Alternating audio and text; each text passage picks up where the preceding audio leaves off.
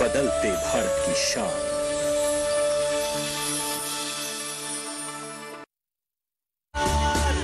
अब है किस बात का जब है साथ में नंबर 1 आयशर 551। एक जानदार शानदार 5 स्टार सीरीज ट्रैक्टर जो आपको हमेशा दे शुभ लाभ।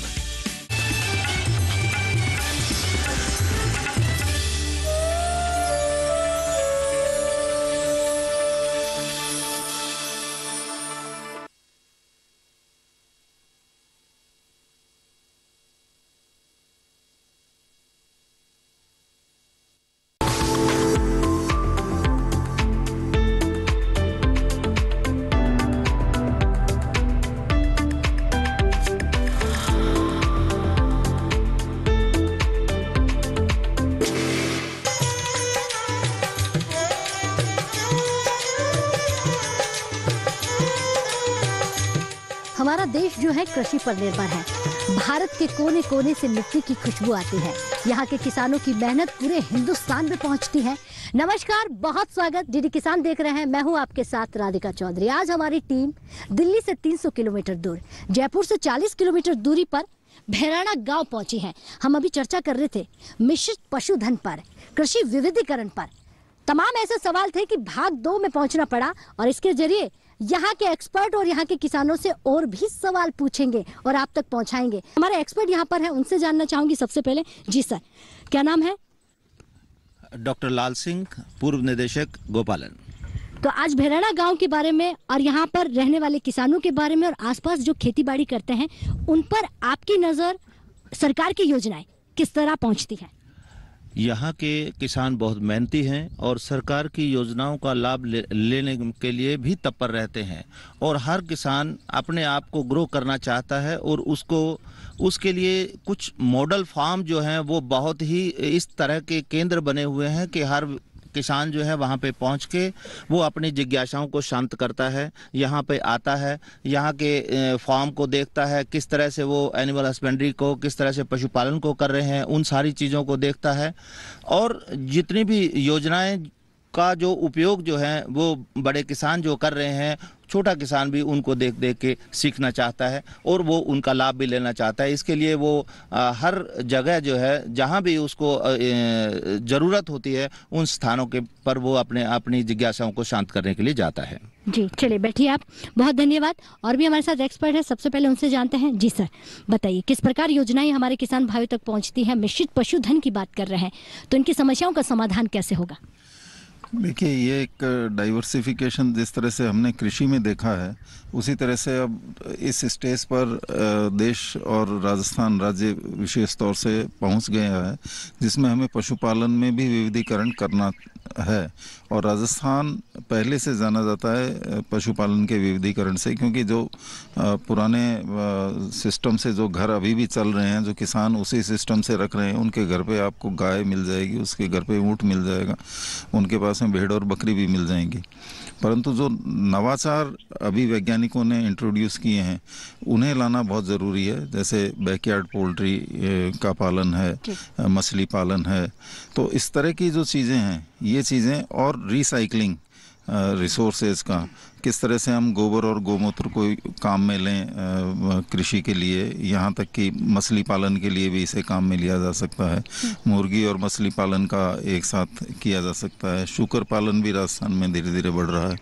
तो ये जो विविधीकरण है ये एक नई तरह की इंटीग्रेटेड फार्मिंग सिस्टम को जन्म दे रहे हैं और इससे किसान बहुत लाभान्वित भी हो रहे हैं। चलिए बहुत धन्यवाद। तालियां होनी चाहिए भैया हमारे, जब एक्सपर्ट अच्छी से आपको जानकारी देते हो। जी किसान भाई भी हैं, उनसे भी जानेंगे। जी सर। मेरा राम राम। मेरा नाम मेजर नरपत सिंह है और मैं गाय की संवर्धन पे काम कर रहा हूँ। तो नस्ल है साहिवाल। और कुछ किसानों के अभी आपके पास प्रश्न आए थे कि लिम्पी का क्या इलाज है। हाँ। गवर्नमेंट जो वैक्सीन ला रही है उसमें टाइम लगेगा, लेकिन कुछ घरेलू इलाज हैं। जैसे आपको जैसे सिम्टम्स पहले नज़र आते हैं तो पाव भर का बाजरे का आटा लें मोटा, उसमें 2 चम्मच हल्दी डालें, 2 चम्मच घी डालें गाय का, और उसको एक साइड से सेक लें। मोटी रोटी बना के एक साइड से सेके और 2 रोटी गाय को बना के खिला दें, जो सिम्टम्स हैं वो कम हो जाएंगे। जी। और हफ्ते में एक दफ़े आप हल्दी दें गाय को, तो उससे भी गाय में उसकी जो क्षमता है वो बढ़ेगी, डिजीज़ उसमें पैदा नहीं होगी। दूसरा है कि जैसे इन्होंने बोला कि साहब वैक्सीन में टाइम लग रहा है, तो इसके लिए सबसे बड़ा उपचार यही है कि आप घर में कर सकते हैं इसको। हाँ। जैसे गाय संवर्धन का काम है, मैं साहिवाल पे कर रहा हूँ। मैंने 16 लीटर से 20 लीटर की गाय मैंने खुद ने अपने घर में, और 24 महीने में मेरी कोई भी बछड़ी है जो 24 महीने में कंसीव होती है। उसका कारण यही है कि हम 3 थन उस गाय बछड़ी को देते हैं हरदम। शुरू के 4 महीने तक उसको 3 थन देते हैं, उसके बाद उसके 2 थन कर देते हैं। और इस तरीके से हमने अपने बछड़ियों को हर 24 महीने में, हमारी कोई भी बछड़ी है जो कंसीव हुए बगैर रहती नहीं है। तो मेरे सब किसानों से ही रिक्वेस्ट है कि वो अपनी बछड़ियों को दूध पे ज़्यादा लालच नहीं दें, अपनी बछड़ी को पहले पिलाएं। उनको लाभ ये होगा कि जो गाय 3 साल 3.5 साल में ब्याती है, वो उनकी 2 साल में कंसीव हो जाएगी और तीसरे साल उनको दूध देना शुरू कर देगी। ये मेरा उनसे निवेदन है। चलिए, बहुत धन्यवाद, बहुत अच्छी जानकारी दी है आपने। तो आपने सुना हमारे किसान भाइयों को सरकारी योजनाओं का फायदा ले रहे हैं, लेकिन पुराने जमाने की दादी माँ के नुस्खे भी बता दिए हैं। अगर तमाम ऐसी बीमारियां हैं जिनका घरेलू इलाज भी है और जो आज भी कहीं ना कहीं कारगर है। जी, क्या नाम है आपका? राम सा, मैं केसी तलवारिया किसान हूँ, यहाँ पास में खेत है मेरा। मैं ये जानना चाहूँगा कि मिश्रित पशुपालन में हॉर्स के बारे में थोड़ा सा बताएं। पशुपालन में करना चाहता हूँ और मछली पालन में उच्च क्वालिटी की मछलियाँ, जिससे ज़्यादा से ज़्यादा वजन हो और ज़्यादा से ज़्यादा उससे रेवेन्यू मिल सके। एक्सपर्ट से मैं ये जानना चाहूँगा। साथ ही ये जानना चाहूँगा कि पशुओं के फीडिंग के लिए, जैसे अभी बताया बहुवर्षीय चारा, डीडी चैनल पे भी आता है, डीडी किसान पे भी हम देखते रहते हैं, पर बहुवर्षीय चारे के बारे में वो किस्में जो पशु को लाभदायक हो, उसको खाने से न्यूट्रिशन वैल्यू जिसमें ज़्यादा हो और उनको खाने से हमें दूध और उसका जो फैट है वो बढ़े, मेन ये है उसका सवाल। उसके बारे में थोड़ा सा बताएं। बाकी आप क्या क्या करते हैं ये भी बताएं। मैं खेती के साथ पशुपालन भी कर रहा हूँ और खेती में मिश्रित खेती करता हूँ मैं। तो जो बड़े पेड़ हैं उनके नीचे लगाता हूँ और औषधीय पौधे साथ ही लगाता हूँ। आंवले के नीचे मैंने लगाया हल्दी के साथ लगाया मैंने अरबी और आलू, और उससे नीचे जाने के लिए फिर बो दिया प्याज, ताकि रूट में प्याज हो सके और बीच में और क्रॉप हो सके और हायर ऊंचाई पे और दूसरी क्रॉप हो सके। लेकिन आपके सवालों के जवाब लूंगी, लेकिन जितना आप कर रहे हैं उससे आपकी आमदनी दोगुनी हुई कि नहीं हुई? दोगुनी से थोड़ी ज्यादा चल रही है अभी। तो आप उससे भी ज्यादा चाहते हैं? हाँ, मैं 10 टाइम्स और 20 टाइम्स पे जाना चाहूँगा। अच्छा, 10 टाइम्स पे जाना चाहते हैं। बैठिए, तो ऐसे ऐसे किसान भी है हमारे पास जी। तो आमदनी तो दोगुनी होगी, लेकिन सवाल आज भी है कि उसको और कैसे बढ़ा दें। देखिए, सबसे पहले तो ये किसान भाई ने जो अच्छे क्वेश्चन पूछे, नंबर 1 तो हॉर्स का पूछा। इसके लिए तो मैं कहना चाहूँगा कि भारत सरकार का इंस्टीट्यूट है बीकानेर में, वहाँ आप 7 दिन की ट्रेनिंग लें। और ये हॉर्स ब्रीडिंग का किसानों का काम है, ब्रीडिंग करके नस्ल सुधार के और अच्छे पैसे कमाए जा सकते हैं। दूसरा इनका क्वेश्चन था बहुवर्षीय चारा या चारे के लिए। मैं कहना चाहूँगा कि जैसे हमारे वैज्ञानिक डॉक्टर साहब हमेशा कहते रहते हैं कि संतुलित आहार दो, और संतुलित आहार में केटल फीड के बाद नंबर 1 मैं इसको मानता हूँ हरा चारा। और हरे चारों में जैसे हमारे प्रधानमंत्री कहते हैं मेड़ के ऊपर पेड़, तो किसान भाइयों से निवेदन है कि पूरी खेत की मेड़ के ऊपर नीम, अर्डू, सेंजना, सैतूत, पिलकन, सुबबूल, हेजलूसन और कई तरह का अपना भारत सरकार चारा दे रही है, आपका नेपियर दे रही है। तो ये चारा आप हर किसान भाई से निवेदन है कि 12 महीने हमारे हिंदुस्तान में देखिए आप, जहाँ नदियाँ नहरें हैं, पानी की कमी है हमारे यहाँ, तो वहाँ भी 12 महीने चारा नहीं होता। किसान क्या करता है, 2-3 कटिंग करता है, फिर ट्रैक्टर चलाता है, ट्रैक्टर का खर्चा होता है, उसके बाद बीज डालता है, तो वो बीज उगने तक, बड़ा चारा होने तक बीच में चारा नहीं मिलता है। 12 महीने पशुओं को चारा जब भी मिलेगा जब बहुवर्षीय चारा लगाएंगे। और मेरा ये मानना है कि जैसे नीम है, सेंजना है, कैक्टस है, एलोवेरा है, ये औषधीय पौधे हैं, तो इससे आपके दूध की गुणवत्ता भी बढ़ेगी, दूध की औषधीय गुणवत्ता बढ़ेगी, तो आपका दूध की मार्केटिंग अच्छी होगी, तो उससे आपके किसान भाई उसके बाई प्रोडक्ट बनाएंगे, दूध को भी सेल करेंगे, तो उसकी डिमांड होगी। और कोरोना के बाद मैं मानता हूँ कि देसी गाय का ये औषधीय गुण वाला दूध है, इसकी हमारे यहाँ इम्यूनिटी बढ़ाने के लिए बड़े शहरों के अंदर खूब डिमांड हुई है। तो किसान भाइयों से निवेदन है कि इस तरह से बहुवर्षीय चारा अपना योजना, और इसमें कृषि विभाग की भी योजना है कि बहुवर्षीय चारा लगाने के लिए इसमें सब्सिडी भी दी जाती है, और इसमें छाया ऑक्सीजन के अलावा आपको चारा भी मिलेगा, औषधियाँ भी मिलेंगी। बहुत अच्छी जानकारी दी बेटी, आपका बहुत बहुत धन्यवाद। और भी हमारे यहाँ पर किसान भाई है जी, क्या नाम है आपका? खमागणी साहब। खमागणी। मेरा प्रश्न ये है, पशु गणना के हिसाब से राजस्थान अव्वल नंबर पे है, लेकिन गाय की बात करें तो गाय गुजरात की, भैंस की बात करें तो भैंस हरियाणा की, पंजाब की। राजस्थान की जो पशुधन है उसका स्वास्थ्य कैसे सुधरे, उसका पोषण, संबंधित पोषण कैसे दिया जाए, उसके बारे में मैं माननीय एक्सपर्ट से निवेदन करता हूँ, जानकारी दी जाए। चलिए बैठिए, तो आपके सवाल का जवाब लेंगे, लेकिन यहाँ पर एक और सवाल है वो भी ले लेते हैं। चलिए महिला किसान से भी जान लेते हैं, फिर सवालों के जवाब लेते हैं। जी खड़े हुए, क्या नाम है? मंजू गियाड़ नाम है मेरा। राम राम सर, राधिका जी। राम राम। और मैं पूछना चाहती हूँ, मेरा ये क्वेश्चन है सर से कि गाय लेना चाहो मैं, तो भी गाय में आजकल कहीं से बीमारी आ रही है, तो लियावा कौन लियावा, और टीकाकरण के बारे में भी बता दियो। और कहीं से गाय भैंस हीट मत आ जाओ से, लेकिन जनी एक बार में या 2 बार में वो कहीं से डटरी होना आजकल हो रही है। ठीक है, बैठिए। तो माता जी का सवाल जो है मैं आपको समझा देती हूँ। इनका कहना है कि बीमारी बहुत चल रही है, तो दूसरी गाय खरीदे या नहीं खरीदे, इसके लिए क्या है वो आप बताइएगा। जी, जैसे इस समय बीमारी फैल रही है, तो तकनीकी रूप से कहा जाता है कि जब बीमारी चारों तरफ फैल रही है तो उस समय पशुओं का ट्रांसपोर्टेशन नहीं होना चाहिए। उससे क्या होता है कि एक जगह से दूसरी जगह बीमारी फैलती है। तो अभी फिलहाल जब तक इसका जोर है बीमारी का, तब तक मेरे ख्याल से आप पशु खरीदना थोड़ा सा स्थगित रखें, और जब ये बीमारी थोड़ी शांत हो जाए उसके बाद आप केवल उन पॉकेट्स का ध्यान रखें कि जहाँ पे पहले बीमारी का कोई बहुत ज़्यादा प्रकोप नहीं रहा, उसको आप प्रायोरिटी पे रखें। और वो जो पशु आप अपने पास लेके आए तो कुछ दिनों तक उस पशु को आप अलग रखें, सेग्रीगेट करके रखें, ताकि उसमें कहीं बीमारी अंदर चल रही हो तो उसके सिम्टम्स आने तक उसको अलग रखें, उसके बाद में आप कर सकते हैं। तो फिलहाल थोड़े दिन आप ये नहीं लेके आए। दूसरा, किसान भाई की बात थी कि संतुलित पशु आहार क्या होता है। खाना और आहार पशुओं का, मानव का भी संतुलित ही होना चाहिए। संतुलित पशु आहार से मतलब है कि उस आहार में प्रोटीन, फैट, कार्बोहाइड्रेट, मिनरल्स और विटामिन्स एक प्रॉपर प्रोपोर्शन में होने चाहिए, वो संतुलित आहार कहा जाता है। तो जैसे मिनरल्स के लिए आप मिनरल मिक्सचर दे सकते हैं, विटामिन्स के लिए आप मिनरल मिक्सचर के साथ ही प्रोडक्ट आता है वो दे सकते हैं। बाकी आप अपना जो प्रोटीन है आप पशु आहार भी दे सकते हैं। ट्रेडिशनली हम ग्वार वगैरह देते थे, अब आजकल तो काकड़े वगैरह कोई देता नहीं है, लेकिन रेडीमेड पशु आहार आते हैं, वो आप दे सकते हैं। तो ये एक उसमें जब पशुओं को आप खिलाएंगे तो दूध उत्पादन भी बढ़ेगा।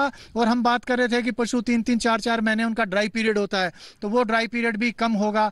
और खास तौर से क्या करता है किसान कि जब पशु दूध से टल जाता है तो उसको दाना देना बंद करता है कि भैंस अब टल गई दूध हो, अब इन्हें दानों पानी देने की ज्यादा जरूरत को नहीं, और उसको बेकार सा चारा खिलाता है। लेकिन उस समय पशु को सबसे ज्यादा संतुलित आहार की जरूरत होती है, क्योंकि उसके पेट में बच्चा पल रहा है। उस बच्चे को पूरा न्यूट्रिशन चाहिए, पूरा खाना पीना का सामान चाहिए, और आपने उसका बंद कर दिया ये सोच के कि ये दूध नहीं दे रही। यदि आपको अगले ब्यावत में अच्छे से दूध लेना है और आप चाहते हैं कि स्वस्थ पशु को, बच्चे को जन्म दें, तो आपको आखिर तक उसका दाना चारा बंद नहीं करना चाहिए, दाना बंद नहीं करना चाहिए, और संतुलित आहार उसको देते रहना चाहिए।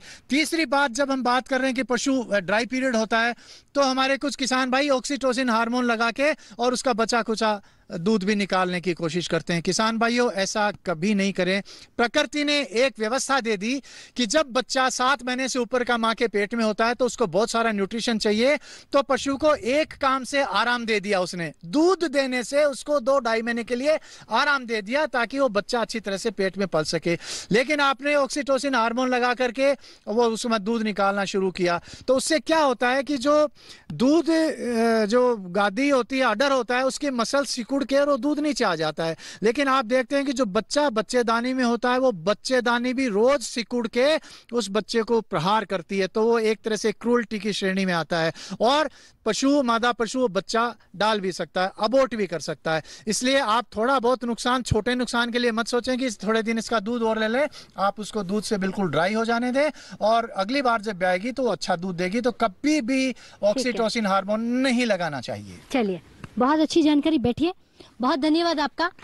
तो भेराड़ा से चौपाल चर्चा चल रही है, लगातार हम आगे बढ़ रहे हैं। अब वक्त हो गया एक छोटे से ब्रेक का। ब्रेक के बाद फौरन हाजिर होते हैं, आप कहीं मत जाइएगा। अरे वाह भैया, अकेले अकेले। अरे तू भी ले, पर खाएगा कैसे? मैं ऑर्गेनिक खेती की बात कर रहा रे बेटे। अकेले अकेले खेती कब तक करेगा? मतलब गांव में 20-25 किसानों का समूह बना के पंजीकरण करवा ले, फिर सरकारी ट्रेनिंग भी मिलेगी और मुफ्त जैविक बीज खाद भी। फिर बीजीएस ऑर्गेनिक की सरकारी मोहर के साथ तेरी उपज आकर्षक पैक में पहुंचेगी बड़े बाजार तक। अच्छा? हाँ। अरे भाई, कहाँ चल दिया? सबको साथ लाने, आमदनी बढ़ाने। तो किसान भाई समझ गए ना? साथ मिलकर ऑर्गेनिक खेती कीजिए, अपनी परंपरा को आगे बढ़ाइए, ज्यादा मुनाफा कमाइए। माटी से प्रेम की परंपरा है परंपरागत खेती।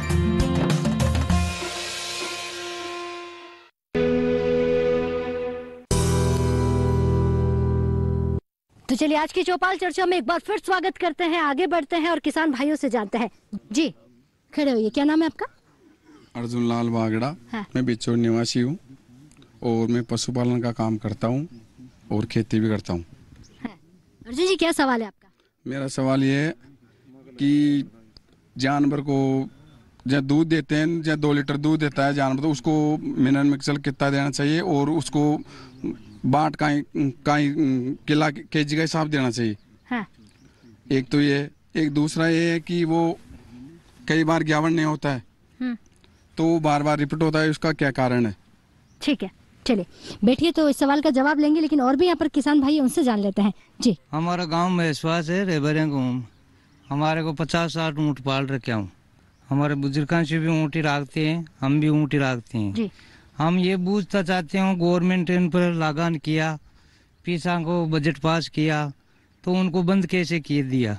तो हम रखते हैं, उनके ऊपर मेरी उम्मीद बढ़ी, भाई आप ऊँट और बढ़ाएंगे। ठीक है। अब घटाने की सोच रहा और बांका मायने कोई नापा नहीं मिल रहा है, तो उनको राख कहाँ या न राखा, गवर्नमेंट से आदेश ले वो चाहती है। चलो बैठिए, तो इस सवाल का जवाब जो हमारे एक्सपर्ट देंगे उनसे ही जान लेते हैं कि बहुत सारे ऊँट हैं, ऊँट का पालन करते हैं और ऊँट पालते हैं, तो आप बताइए सर क्या करना होगा? क्योंकि वो कह रहे हैं कि ऊँट पर जितनी योजनाएं थी या जो भी था वो बंद कर दिया गया है सरकार ने, तो क्या करें?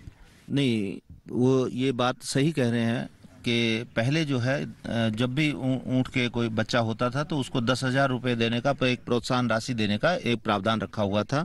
तो पिछले 2-1 सालों में वो योजना जो है वो बंद कर दी गई थी राज्य सरकार द्वारा। लेकिन इस बार जो है पुनः ऊँटों को पालन को बढ़ावा देने के लिए योजना शुरू की जा रही है और वो बहुत जल्दी जो है किसानों को उसके लिए वो उपलब्ध होगी। तो उनका सवाल ये भी है कि और ऊँट खरीदे या पाले या नहीं पाले? अगर योजना शुरू हो रही तो वो ऊँट खरीद सकते हैं? बिल्कुल, वो ऊँट पाल सकते हैं और अपनी गतिविधियों को बढ़ा सकते हैं, क्योंकि अब ऊँटों के दूध का भी बहुत सारा उपयोग जो है होना शुरू हो गया है। इसका मेडिसिनल यूज है और आप अपने ऊँटों के दूध का भी सेल कर सकते हैं, उससे भी अपनी आय अर्जित कर सकते हैं। साथ में जो है अपने ऊँटों को पालकर आप अपनी संख्याओं को बढ़ा भी सकते हैं। चलिए ठीक है, बैठिए, बहुत धन्यवाद। चलिए, तो हमारे एक्सपर्ट हैं उनसे जान लेते हैं कि एक किसान भाई का और भी सवाल था। जी देखिए, कृत्रिम गर्भाधान में कंसेप्शन रेट कम होने का अनेक कारण हो सकते हैं और हमेशा ये ज़रूरी नहीं है कि हमारा जो सीमन है उसकी क्वालिटी अच्छी नहीं हो, क्योंकि ये एक वैज्ञानिक तरीके से तैयार किया हुआ था और पूरी विधि का पालन इसमें किया जाता है। परंतु जो दूसरे कारण है वो बहुत महत्वपूर्ण है। गाय में कोई एंडोमेट्राइटिस या मेट्राइटिस हो सकती है, या ओवुलेशन टाइम में डिफरेंस हो सकता है, या फिर अगर गाय का या भैंस का न्यूट्रिशन सही नहीं है तो भी गर्भाधान में समस्याएं आती हैं। तो इसलिए अगर एक बार रिपीट हो जाता है, एआई सक्सेसफुल नहीं होती है, तो मेरा सुझाव ऐसे पशुपालकों को ये रहेगा कि उन्हें तुरंत अपनी गाय को या भैंस को पशु चिकित्सक से चेक करवाना चाहिए, ताकि वो उसका असली कारण पता कर सकें और उसमें फिर सफलता मिल जाएगी उन्हें। चलिए बैठिए, बहुत ही अच्छी जानकारी दी है। जो हमारे किसान भाई थे उनके सवालों का जवाब दिया है। और भी यहाँ पर किसान भाई है जिनको सवाल पूछना है, क्योंकि एक्सपर्ट बैठे हुए हैं, चर्चा चल रही है। जी खड़े होइए, क्या नाम है आपका? मेरा नाम रामधन सिंह चौधरी है जी। गांव में स्वास है, तहसील फुलेरा। मैं जैविक खेती करता हूँ, एक वर्मी कंपोस्ट खाद बनाता हूँ, मार्केटिंग का काम करता हूँ, पेड़ पौधे लगा रखे हैं। मेरा सवाल ये है कि सर, ये गवर्नमेंट की जो स्कीमें होती है वो कई किसानों को जो छोटे किसान हैं वो जो स्कीमों को के बारे में जानकारी लेने के लिए जाते हैं या स्कीमों का अप्लाई कर देते हैं, तो अप्लाई करने के बाद में वो चीज़ें उनके पास में मिल नहीं पाती है, या कोई हॉस्पिटल में जाते हैं, डॉक्टर के पास में जाते हैं तो वो प्रॉपर जानकारी नहीं देते हैं, या जानकारी देते भी हैं मान लो तो वो कि जैसे लोन की बात है तो लोन उनको मिल नहीं पाता है, वो किस वजह से नहीं मिल पाता है, या ऐसी कौन सी पैराइटी होनी चाहिए जो किसान लेना चाहता है वो उसका उस दायरे के अंदर वो आता हो। तो और ऐसा अगर नहीं होता है तो कहाँ हम जाएं और किसके पास में बात करें। और एक मेरा सर से वो अभी LML योजना के बारे में था, तो उसके बारे में मुझे ये जानकारी चाहिए कि किसान को उसका जो हिस्सा है किसान का, वो क्या उसके ऊपर पूरे के ऊपर लोन हो जाता है, या उस किसान को कुछ पैसे लगाने पड़ते हैं, या लगाने पड़ते हैं तो कितने लगाने पड़ते हैं। और DD किसान चैनल को मेरी तरफ से धन्यवाद, यहाँ हमें हमारी बात रखने का मौका दिया, उसके लिए हृदय से धन्यवाद DD किसान चैनल। चलिए बैठिए, बहुत धन्यवाद आपका। आपके सवाल का जवाब लेते हैं, लेकिन एक और सवाल ले लेते हैं हमारे किसान भाई का। जी राम राम सा। राम राम, क्या नाम है आपका? मदन लाल पोसवाल है और बिचून यहाँ के लोकल निवासी हूँ। और मिश्रित कृषि भी है और पॉली हाउस भी है और अपने फिश फार्मिंग भी स्टार्ट किया है। और यहाँ इस फार्म से बहुत अच्छी जानकारी मिलती है, हम यहाँ आकर बहुत अच्छी जानकारी लेते हैं। और यहाँ की जो योजनाओं जो है, जो जहाँ पर भी अलग अलग कस्बों में योजना है, उस योजना को एक कैंप के माध्यम से अगर पहुँचाए एक्सपर्ट और गवर्नमेंट के द्वारा, तो हम सब तक वो पहुँच सकती है। हम उम्मीद करते हैं। DD किसान का स्वागत है और यहाँ पर जो जानकारियाँ देने और सवाल लेने के लिए और सवालों का जवाब देने के लिए आप आए, आपका बहुत बहुत धन्यवाद। और हम ये चाहते हैं कि संपूर्ण जानकारी जो पशुपालन की और कृषि की जो योजनाएं हैं, उनकी योजनाओं की जानकारी हम सब तक पहुँचे। ऐसी कोई कैंप के द्वारा योजना हो, ऐसी हो जो हमारे पास पहुँचे। लेकिन किसान भाई, आपने कहा कि हम बहुत कुछ करते हैं, मिश्रित खेती करते हैं, पशुपालन, मत्स्य संपदा, जिसकी आप फायदा लेते हुए नजर आ रहे हैं। आमदनी की अगर हम बात करें तो वो आमदनी आपकी दोगुनी हुई कि नहीं हुई? जी बिल्कुल दोगुनी हुई है आमदनी, दुगनी ने 3 गुना भी आमदनी हुई है। और उस किसान की पद्धति को अपनाते हुए, उसके पूरे नियम और शर्तों का पालन करते हुए, पूरा उसका ध्यान रखते हुए हम करते हैं, तो वो 3 गुना 4 गुना भी पहुंची है। चलिए तो बैठिए आप। तो अब हम राजस्थान के जो किसान भाई हैं वो लगातार आगे बढ़ रहे हैं, आमदनी 2 गुनी नहीं 3 गुना तक पहुंच रही है। तो एक्सपर्ट से जान लेते हैं जो इनके सवाल थे, उनका जरा जवाब दीजिएगा। जी किसान भाई ने अभी पूछा कि किस तरह से हम योजनाओं से लाभान्वित हो सकते हैं। कि यहाँ पे मैं बताना चाहूँगा सभी किसान भाइयों को कि NLM योजना के तहत में आप चाहे भेड़ पालन करें, चाहे बकरी पालन करें, चाहे सुअर पालन करें, चाहे पोल्ट्री करें, इन सारों में भी योजनाएं उपलब्ध हैं और आप इसके लिए ऑनलाइन अप्लाई कर सकते हैं। और इसमें किसान भाई अपने 50% इसमें सब्सिडी है और 50% किसान भाई को खुद को लगाना होता है। उसके लिए वो बैंक से लोन भी लेना उसको अनिवार्य है। तो सबसे बड़ी जो थोड़ी बहुत समस्या जो आती है किसान भाई के लिए वो है बैंक से लोन लेने की। तो आपका पार्ट जो है, जो किसान का पार्ट है 50%, उसको बैंक से लोन लेने का है। तो उसके लिए आपको कोलेटरल देना होगा। आपको जो आपकी भूमि है उस भूमि के अधिग्रहण के आधार पर जो है आपको लोन की सुविधा उपलब्ध होगी और आप राज्य सरकार की और भारत सरकार की इन योजनाओं का लाभ ले सकते हैं। चलिए बैठिए, बहुत धन्यवाद तालिया भाई हमारे एक्सपर्ट्स के लिए। और भी सवाल हमारे किसान भाइयों से लेते हैं, चर्चा में आगे बढ़ते हैं। जी क्या नाम है आपका? मेरा नाम सूरजबान चौधरी है। हाँ। और मैं जिला जयपुर एक छोटे से गाँव लालपुर प्रचार का रहने वाला किसान परिवार से हूँ। तो मेरा मतलब सवाल यह है कि मिश्रित खेती के बारे में, जैसे कि मिश्रित खेती हमारे पशुपालन के साथ साथ हम खेती करते हैं। तो मैं तो मतलब खेती से कि खेती में जैसे मानो उदाहरण के लिए कि हमने गेहूँ बो रखा है, तो नॉर्मल किसानों की मतलब उसका उत्पादन कम होता है। तो उत्पादन बढ़ाने के लिए मतलब कौन कौन सी किस्में ऐसी है जो उनसे हमें जो लगानी चाहिए खेत में, लाभ फायदा मिले। जी चलिए बैठिए। तो ये सवाल जो है अभी मैं जवाब लूंगी इसका कि अगर 1 ही बीघा जमीन है उसमें बहुत सारी फसलें बोनी है और लाभ कैसे मिले, उसका सवाल का जवाब लेंगे। जी खड़े होइए, क्या नाम है आपका? जी मेरा गुड्डी काल रावणा है, मैं एक स्टूडेंट हूँ और पढ़ाई के साथ साथ घर में खेती बाड़ी, मम्मी पापा का काम करना, जैसे पशुपालन का काम करना, यूं भी करते हैं और यहाँ से बहुत जानकारी मिली है। चलिए बैठिए, बहुत धन्यवाद। तो हमारे युवा जो है, आज की चौपाल की तस्वीर बदल गई है। अब युवा भी बैठते हैं, महिलाएं भी बैठती हैं और बुजुर्ग भी बैठते हैं और सवाल भी होते हैं। जी क्या नाम है? जी मेरा नाम मनीष बारेट है और मैं टोंक जिले से बिलोंग करता हूँ। मैं पढ़ाई के साथ साथ अपने घर वालों का खेती में हाथ भी बटाता हूँ, जैसे पशुओं को चारा डालना और खेती करना वगैरह सब करता हूँ। और आज की चौपाल से जो भी हमने सीखा वो एक बार घर पे जाकर हम जरूर घर वालों को और बताएंगे और इस माध्यम से हम खेती करने के आगे सोचेंगे। और चलिए बहुत धन्यवाद आपका। तो हमारे युवाओं को देखिए भाई, जानकारी लेते हैं, घर पहुंचते हैं और घर वालों को भी बताते हैं। अवाना जी से इस सवाल का जवाब लूंगी कि भाई मिश्रित खेती करनी है, 1 बीघा जमीन है और लाभान्वित ज्यादा होना है, फायदा ज्यादा उठाना है और आप जैसा कुछ सफल किसान बनना तो क्या करना पड़ेगा?